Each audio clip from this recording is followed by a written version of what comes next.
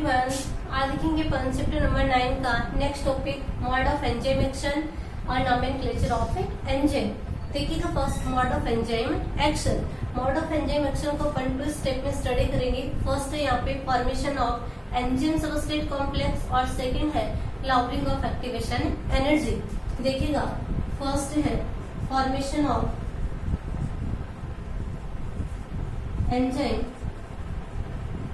Substrate complex and second है लॉबरिंग of activation energy. देखिएगा first formation of enzyme substrate complex, इसके बारे में सबसे पहले किसने बताया था? माइकेलिस एंड मेंटेन।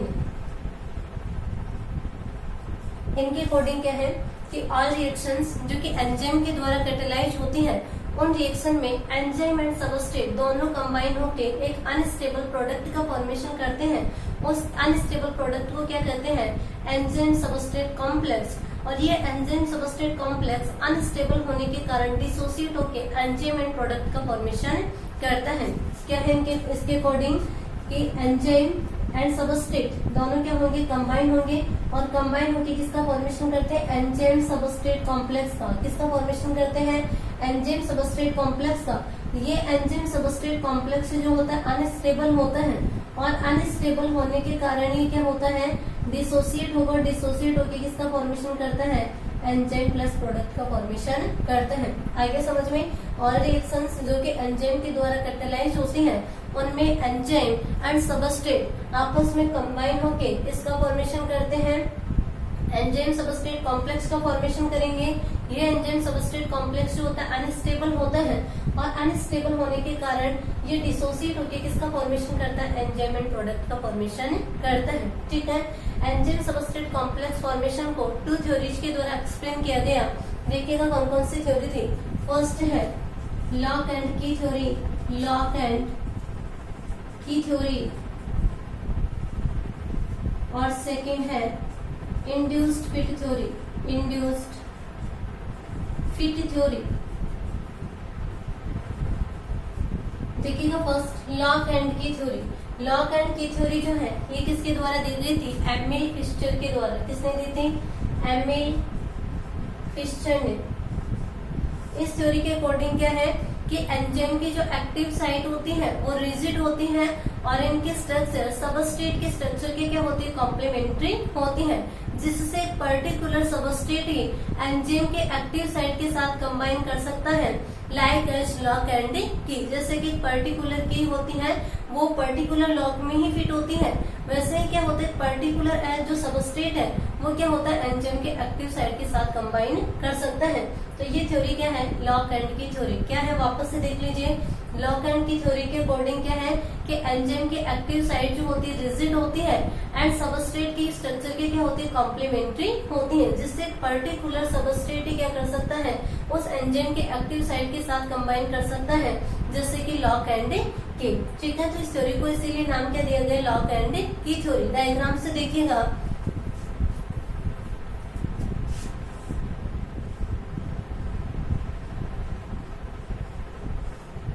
जैसे कि ये एंजाइम है, ये इसकी क्या है? एक्टिव साइट दोनों।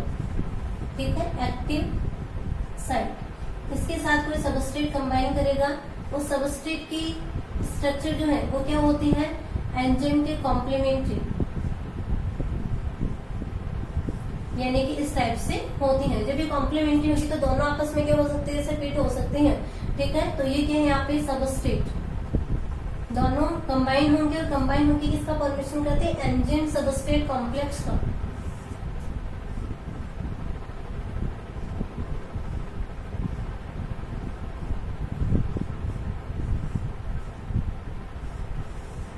ठीक है, इससे सबस्ट्रेट कंबाइन कर चुका है इसके साथ, तो यहाँ पे क्या बन जाएगा? Enzyme substrate complex. ये एंजाइम सबस्ट्रेट कॉम्प्लेक्स क्या होगा? डिसोसिएट होगा, जिससे एंजाइम तो वापस से क्या हो जाएगा? फ्री हो जाएगा और यहाँ पे किसका फॉर्मेशन हो जाएगा? प्रोडक्ट का।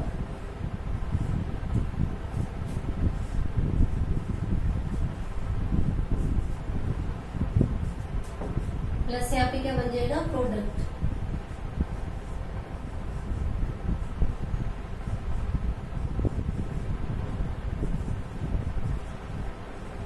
ठीक है, तो ये थ्योरी हो जाएगी लॉक एंड की थ्योरी। नेक्स्ट बात करते हैं अपन सेकेंड थ्योरी की, induce fit theory. Induce fit theory जो है ये किसने दी थी? कॉसलिन ने। किसने दी थी? कॉसलिन ने। इस थ्योरी के अकॉर्डिंग क्या है कि एंजाइम की एक्टिव साइट जो होती है रिजिड नहीं होती है, साथ ही इनकी स्ट्रक्चर जो होती है सबस्ट्रेट के कॉम्प्लीमेंट्री नहीं होती है, बल्कि यहाँ पे क्या होता है कि कोई सबस्ट्रेट जैसे एंजाइम के कांटेक्ट में आता है तो कांटेक्ट में आने से एंजाइम की जो एक्टिव साइट होती है वो इंड्यूस्ड हो जाती है, और इंड्यूस्ड होके वो सबस्ट्रेट के अकॉर्डिंग ही क्या करती है? अपनी सेप को अक्वायर कर लेती है। यहाँ पे एक्टिव साइट इंड्यूस हो रही है, इसलिए इस थ्योरी का नाम क्या दिया गया? Induce fit theory. देखिएगा डायग्राम से देखते हैं इसे भी।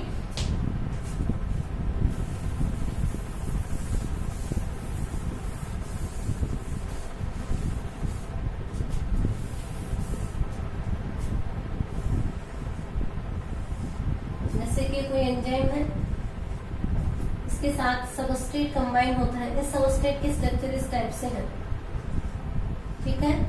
यहाँ पे देखिएगा एंजाइम जो इसकी एक्टिव साइट, ये क्या है? Active site. इसकी स्ट्रक्चर सबस्ट्रेट के कॉम्प्लीमेंट्री नहीं है, ठीक है। ये क्या है? सबस्ट्रेट। जैसे ही सबस्ट्रेट इस एंजाइम के कांटेक्ट में आएगा तो इसकी एक्टिव साइट जो होगी वो इंड्यूस हो जाएगी, और इसकी स्ट्रक्चर किसके अकॉर्डिंग हो जाएगी? जो सबस्ट्रेट है उसके कॉम्प्लीमेंट्री हो जाएगी, ताकि सबस्ट्रेट जो इसके साथ कंबाइन हो सके, ठीक है। तो देखिएगा एंजाइम जो होता है उसकी स्ट्रक्चर इस टाइप से हो जाएगी। एक्टिव साइट जो है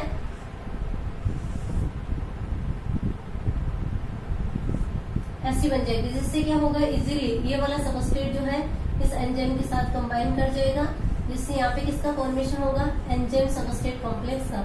ये एंजाइम सबस्ट्रेट कॉम्प्लेक्स तो अगर डिसोसिएट होगा, डिसोसिएट होने से एंजाइम तो वापस से क्या हो जाएगा? फ्री हो जाएगा, और यहाँ पे किसका फॉर्मेशन हो जाता है? प्रोडक्ट का, ठीक है। ये क्या बन जाएगा?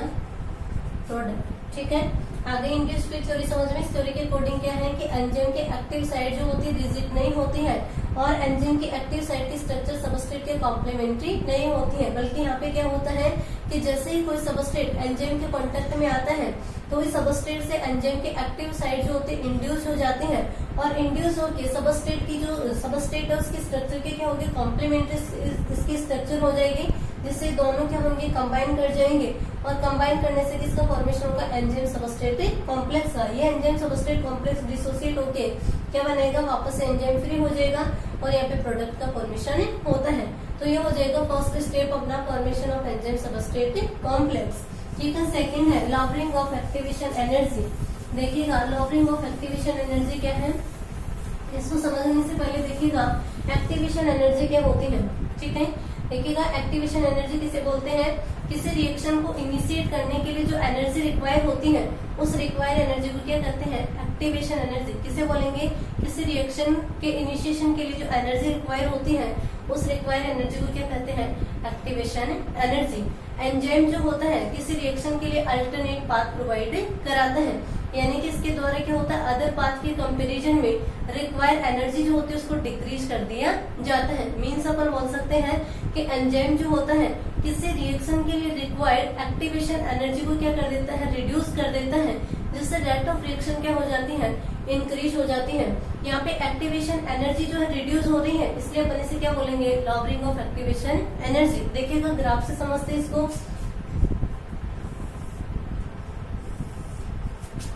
ये है रेट ऑफ रिएक्शन, और इधर है पोटेंशियल एनर्जी।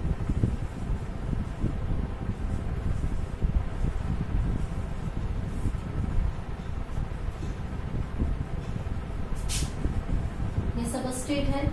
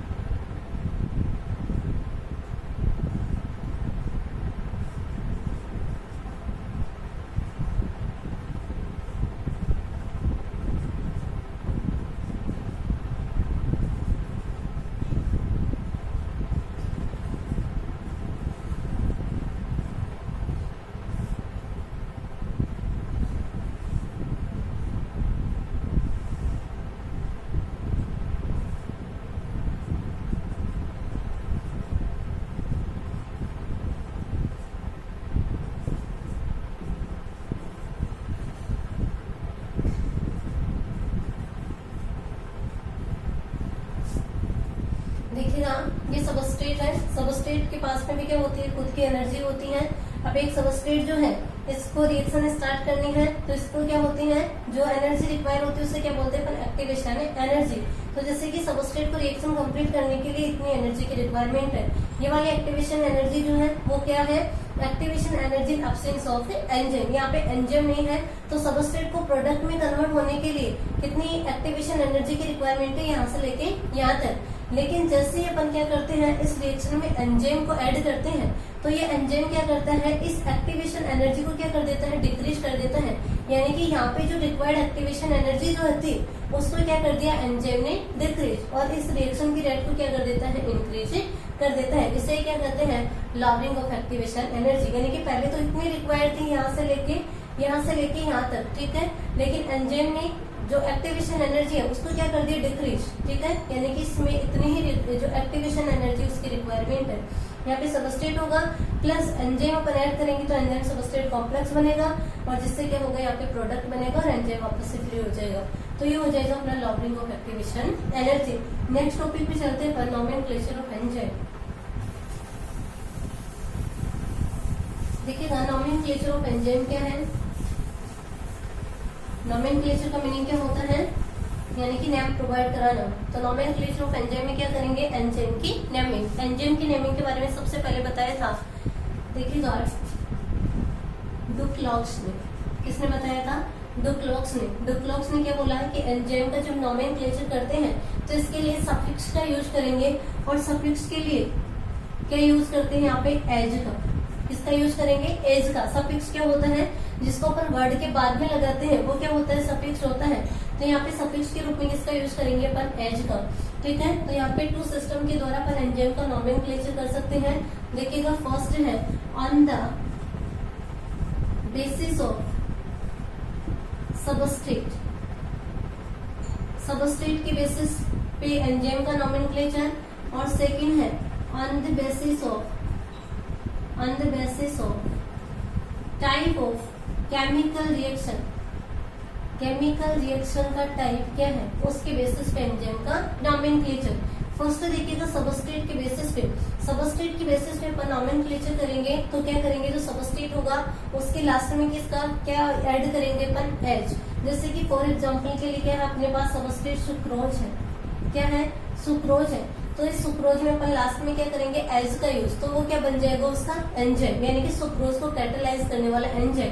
तो देखिएगा यहाँ पे जब अपन लास्ट में इसको हटाएंगे और यहाँ पे किसका यूज करेंगे, एज का, तो यहाँ पे क्या बन जाएगा, सुक्रेज। क्या बन जाएगा, सुक्रेज। यानी कि सुक्रेज के द्वारा क्या होता है, सुक्रोज को कैटालाइज किया जाता है। तो ये सबस्ट्रेट का ये क्या हो जाएगा, इसका एंजाइम। ऐसे अपन सेकंड बात करें माल्टोज, ठीक है। माल्टोज का है को कैटालाइज करने वाला एंजाइम कौन सा होगा, इसको हटा देंगे और अपन किसका यूज करेंगे, यहाँ पे सफिक्स के फॉर्म में एस का, यानी कि यहाँ पे क्या बन जाएगा, माल्टेज, ठीक है। यानी कि माल्टोज को कैटालाइज करने वाला एंजाइम कौन सा होगा, माल्टेज, ठीक है। अपन ने क्या यूज किया है, एच, तो ये क्या हो जाएगा इसका एंजाइम। ऐसे ही जैसे कि लिपिड है, लिपिड का एंजाइम जो है इसके लिए अपन क्या करेंगे, वही एच लगाएंगे, यानी कि यहाँ पे एंजाइम क्या बन जाएगा, लाइपेज, ठीक है। तो यहाँ पे नोमेनक्लेचर किसके बेसिस पे, सबस्ट्रेट के बेसिस पे। लास्ट में अपन क्या यूज कर रहे हैं, एच, ठीक है। तो सुक्रेज कैटालाइज करेगा सुक्रोज को, माल्टेज कैटालाइज करता है माल्टोज को, लाइपेज कैटालाइज करता है लिपिड को, ठीक है। नेक्स्ट अपन सेकंड बात करते हैं on the basis of type of chemical reaction. Chemical reaction के बेसिस पे एंजाइम का नोमेनक्लेचर। तो देखिएगा जो भी केमिकल रिएक्शन होगी उसके लास्ट में अपन क्या लगा देंगे, एच, तो वो क्या बन जाएगा उसका एंजाइम। देखिएगा फॉर एग्जाम्पल के लिए जैसे कि ऑक्सीडेशन रिएक्शन है, कौन सा रिएक्शन है, ऑक्सीडेशन रिएक्शन। ऑक्सीडेशन रिएक्शन है तो इसके लिए अपन क्या करेंगे, लास्ट में क्या करेंगे, एच यूज करेंगे, यानी कि ऑक्सीडेज। तो ऑक्सीडेशन रिएक्शन के लिए एंजाइम कौन सा हो जाएगा, ऑक्सीडेज, ठीक है। इसको हटा दिया अपन ने और किसका यूज किया है यहाँ पे, एज का, तो ये क्या बन गया, ऑक्सीडेज, ठीक है। ऐसे अपन सेकंड बात करें जैसे कि रिडक्शन, रिडक्शन के लिए इसको हटा देंगे, एच लगाना अपन को, तो इसके लिए एंजाइम क्या बन जाएगा, रिडक्टेज। कौन सा एंजाइम हो जाएगा, रिडक्टेज। ऐसे ही रिएक्शन हो सकती है जैसे कि डिहाइड्रोजिनेशन, डिहाइड्रोजिनेशन रिएक्शन जो होती है इसके लिए एंजाइम कौन सा होगा, डिहाइड्रोजिनेज, यानी कि इसको हटा देंगे और एज लगा देंगे, ठीक है। तो इसके लिए एंजाइम कौन सा हो जाएगा, डिहाइड्रोजिनेज, ठीक है। तो एंजाइम का नोमेनक्लेचर जो है किसके अकॉर्डिंग दिया, सबस्ट्रेट के बेसिस पे और केमिकल रिएक्शन के बेसिस पे। दोनों में क्या करना है, लास्ट में अपन को सफिक्स लगाना है और सफिक्स के फॉर्म में क्या यूज करेंगे अपन, एच। ठीक है। बाद में नोमेनक्लेचर जो है जैसे कि दोनों को मिला के दिया गया सबस्ट्रेट एंड केमिकल रिएक्शन के बेसिस पे। जैसे कि फॉर एग्जांपल के लिए यहाँ पे एल ग्लूटामिक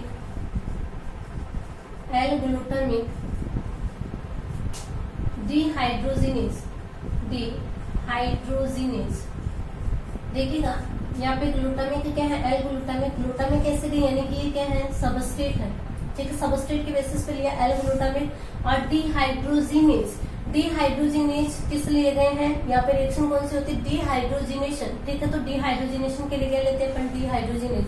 तो ये दोनों के बेसिस पे दिया गया, तो इसका नोमेनक्लेचर क्या हो जाएगा, एल ग्लूटामिक डिहाइड्रोजिनेज। बाद में 1955 में इंटरनेशनल बायोकेमिकल ऑर्गेनाइजेशन ने एंजाइम का सिस्टेमेटिक नोमेन और स्टैंडर्ड नोमेनक्लेचर दिया। कौन से ईयर में, 1955 में इंटरनेशनल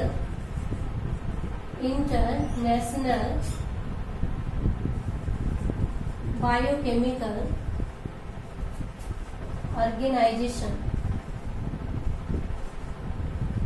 ने एंजाइम का सिस्टेमेटिक और स्टैंडर्ड नाम प्रोवाइड कराया। इसके अकॉर्डिंग कैसे करते हैं, यानी कि सबस्ट्रेट के बेसिस पे प्लस केमिकल रिएक्शन और अदर इंफॉर्मेशन को भी इंक्लूड किया गया।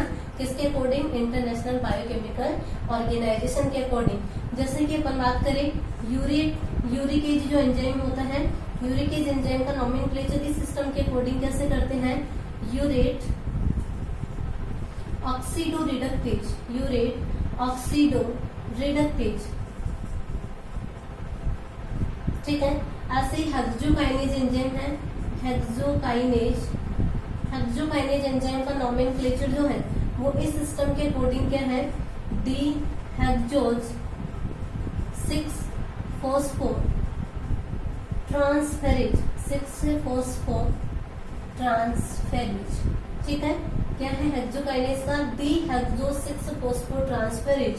ठीक है, तो ये किसके अकॉर्डिंग था, इंटरनेशनल बायोकेमिकल ऑर्गेनाइजेशन के अकॉर्डिंग। लेकिन ये नोमेनक्लेचर जो है काफी हार्ड है, इजीली याद नहीं होते हैं, इसलिए अपन जो प्रिमिटिव सिस्टम के अकॉर्डिंग वही क्लासिफिकेशन यूज करते हैं। ठीक